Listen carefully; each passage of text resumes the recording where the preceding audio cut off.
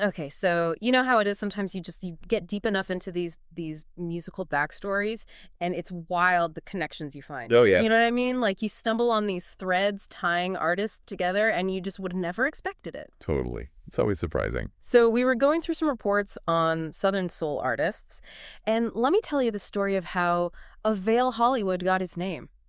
It's like something out of a movie. Oh, really? Yeah. So apparently, in his family studio, they had this Elvis Presley poster hanging up, right? And it wasn't just any poster. This thing was signed by Elvis himself. Wow, no way. And get this, it was also signed by Lenny Lewis, Lenny Lewis from Suzy Q Records. the one and only, right? So you've got the king and a bona fide Southern soul legend both on this poster. And the word available was right there, prominent as can be. And that somehow morphed into Avail for his stage name. I mean, can you imagine a better origin story? It's like instant street cred in two different musical worlds. That is amazing. It's like a ready-made legacy baked right into the name. Right. It's just too perfect. And it gets you thinking about all the influences swirling around this guy from day one, which is exactly what we're going to do today on the deep dive. We're doing a deep dive on Avail Hollywood, this force of nature in the Southern soul scene. He's really making waves. No kidding. So picture this R&B and blues at the core, but with this vocal style that'll stop you in your tracks. And the way he weaves stories into his songs, it's like mini movies for your ears. We've got a really in-depth report here, laying it all out. His whole life story, his musical influences, tracks the impact he's having. Yeah. We basically want to give you the Avail Hollywood cheat sheet, so you can sound super informed at your next party. I like it. All right, so let's kick things off with the basics.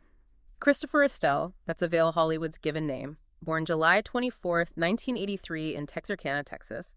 Now, come on, you can't tell me that Southern upbringing doesn't play a huge role in Southern soul music. It's got to be in the DNA. Oh, absolutely. It's essential Southern soul. It's all about capturing the essence of the American South, the experiences, the culture, the whole vibe. It's a genre that's deeply tied to place and heritage.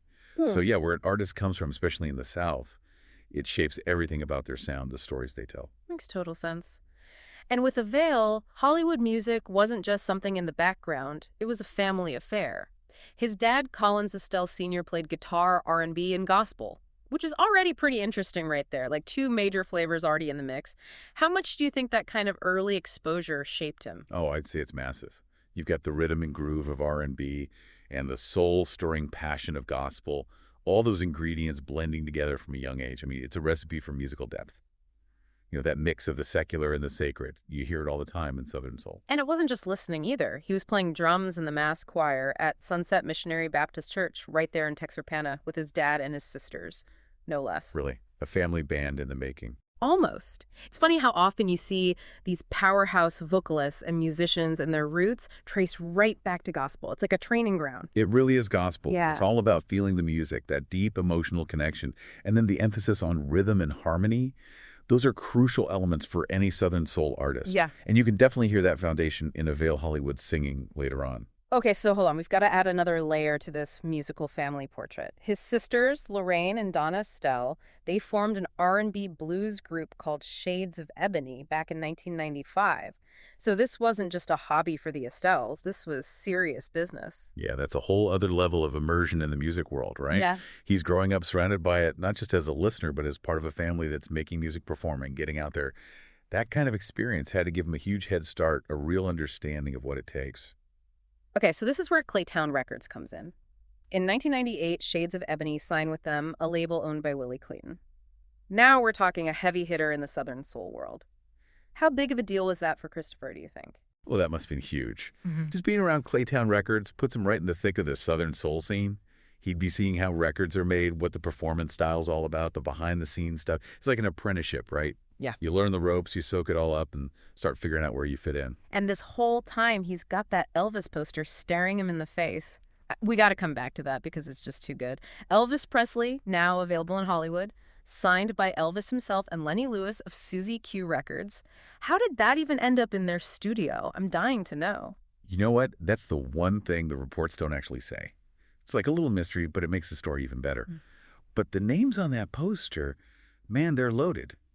Elvis, obviously a giant, and Lenny Lewis with Suzy Q Records. They were major players in Southern soul. So when Christopher Estelle shortens available to Avail, it's not just a cool name. It's like this instant link to these two massive forces in music history, almost like a good luck charm.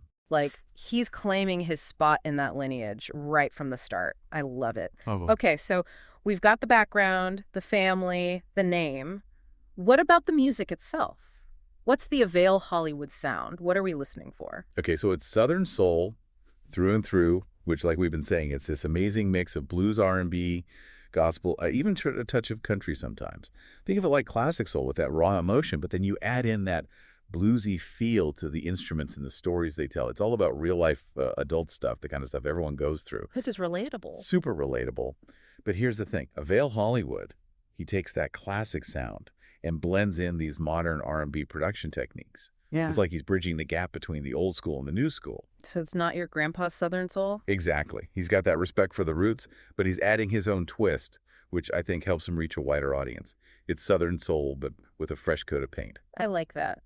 Now, the report talks about his vocals, a distinctive, soulful, expressive tenor voice. What is it about his singing that grabs you? Oh, man. His voice, it's the heart and soul of his music. You know what I mean? He can express just about every emotion under the sun. You hear the joy and the upbeat tracks, the passion when things get intense. And then in those ballads, you feel that vulnerability, that heartache. He's not just singing the words, he's living them. And that's what Southern Soul is all about, that raw emotional connection. And yeah, he's got his own unique sound, but you can hear those echoes of the greats who came before him, you know? It's like the torch is being passed, but he's adding his own fuel to the fire. Right. It's a beautiful thing. Okay, so let's zoom out a bit. What about the instrumentation, the production? Mm-hmm. What are the sonic choices that make an Avail Hollywood track? So he's a master at blending those traditional Southern soul sounds with a modern R&B vibe. You'll hear those bluesy guitar riffs, a driving bass line, those drums that just hit you in the chest. Sometimes he throws in horns or even harmonica, those classic touches that ground the music in that Southern soul world. But then he layers on these modern touches like synthesizers, those crisp drum machine sounds. It's all mixed, so clean and polished. It's like a sonic time machine, but with all the bells and whistles of today. So it's not like one or the other, it's both. Right, it's this intentional fusion. The old school elements give you that soul, that connection to the past. But then the modern production keeps it fresh and exciting. You know what I mean? It's a tough balance, but he makes it work. All right, so we've talked about the sound, the influences. What about the stories themselves? What are the themes that come up again and again in his lyrics? Well, according to the report, love and relationships are front and center, along with all the ups and downs that life throws at you. Pretty classic Southern soul territory, right? Yeah. But he goes deep into these adult relationships, the good, the bad, the messy. It's all there.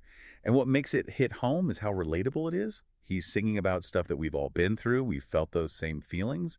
It's real life put to music. And the way he does it, it's not just listing emotions. He's telling stories. You can picture the scenes in your head. There's that narrative flow, and you always get that sense of honesty, vulnerability. You know he's not holding back. Okay, so we've got a good grasp on his background, the story behind the name, the musical style. Now let's dive into some of his standout work. His debut album, The Young Gun of Southern Soul, came out in 2009. That's a pretty bold title for a first release. No kidding. Right out the gate, he's making a statement. And it looks like it made an impact. People took notice. It really put him on the map in the Southern soul world, especially the song Don't Leave Me. Oh, yeah. Don't Leave Me. It's considered one of his signature tracks. He even got the nickname the Prince of the Beggars for the way he sings it, just pouring his heart out. That's going to be an emotionally charged song. Oh, yeah, big time. You can hear that desperation in his voice, that raw plea. It's the kind of song that grabs you by the heartstrings. Anyone who's ever felt that kind of longing or heartbreak, they're going to connect with it instantly. It's like he's singing their story.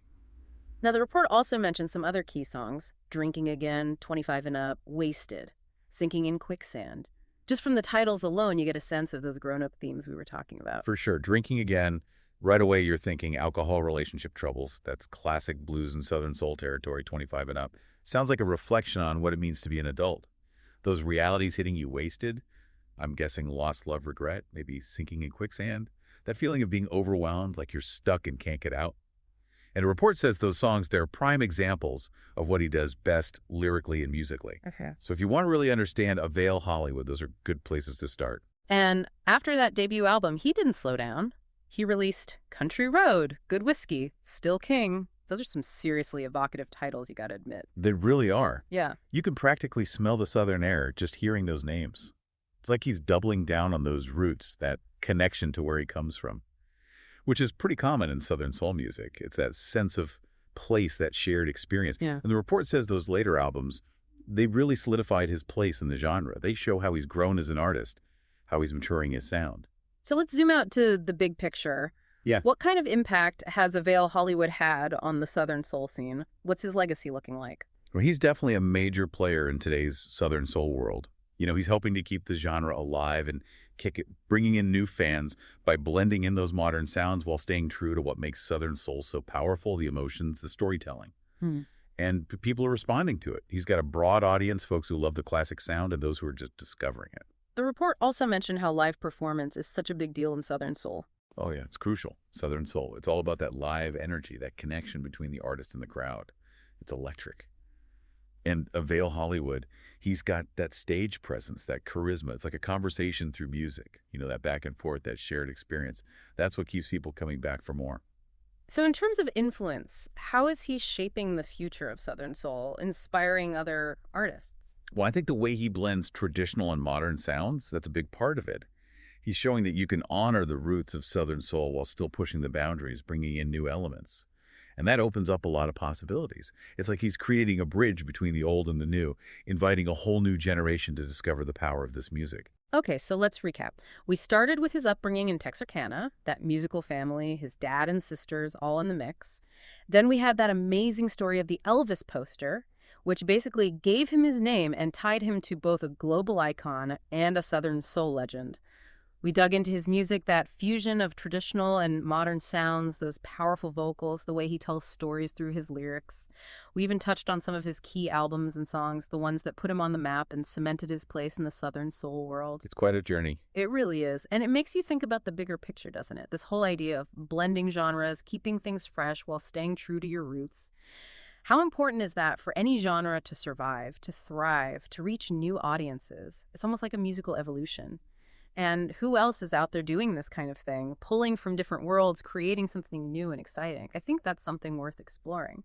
And of course, we encourage you to go check out Avail Hollywood's music yourself. Now that you've got the inside scoop, there's a whole world of Southern soul waiting for you. I second that. So until next time, keep those ears open and those minds curious. Today is your lucky day. Today is the day that our $3 website works for you, paying you directly to your PayPal daily. Imagine $3 ongoing continuous payments to your PayPal account. Imagine falling asleep and waking up to $300 in your PayPal account. How would this make you feel? How could this help you? What bills could you pay? What kind of fun could you have? What does that retirement look like now? All for a one-time payment of $3. This website is DFY done for you, fully built and completely hosted, and never stops collecting payments for you. You have spent $3 on coffee on a regular, but that coffee won't help you create multiple streams of income. Click the link below.